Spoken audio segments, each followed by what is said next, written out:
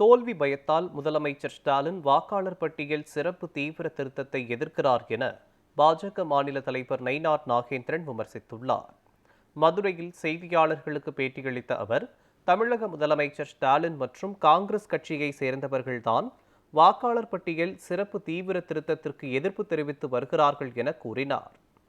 முன்னாள் பிரதமர் மன்மோகன் சிங் பதவி வகித்த 2004ஆம் ஆண்டு கூட வாக்காளர் பட்டியல் திருத்தம் நடைபெற்றது என தெரிவித்த நயினார் நாகேந்திரன், தமிழக முதல்வரை பொறுத்தவரை பீகாரை பார், டெல்லியை பார், பம்பாயை பார் என்று சொல்லிக்கொண்டே இருக்கிறார்.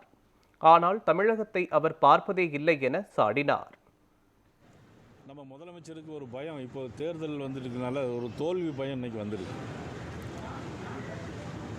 சாரை பொறுத்த மட்டும் நமக்கு முதல்ல தெரியக்கூடியது அண்ணா பல்கலைக்கழகத்தில் நடந்த சார் தான் எல்லாருக்குமே தெரியும்.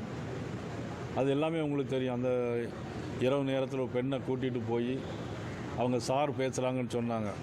நீங்கள் முதல்ல சாருன்னு சொன்னால் அந்த சாரான்னு நான் நினச்சேன். அதுதான் ஸ்பெஷல் இன்டென்ஷன் ரிவர்ஸ்னு பார்த்து ரெண்டாவது புரிஞ்சுக்கிட்டேன்.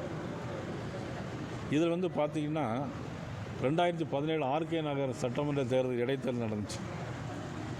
அப்போ நம்ம மதிப்புக்குரிய முதலமைச்சர் அவர்கள் உயர்நீதிமன்றத்தில் ஒரு வழக்கு தொடர்ந்தாங்க.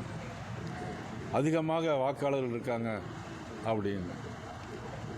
ஆனால் இவர்களுக்கு வேண்டும் என்றால் ஒன்றும், வேண்டாம் என்றால் ஒன்றும் சொல்லக்கூடிய நமது முதலமைச்சர் அவர்கள்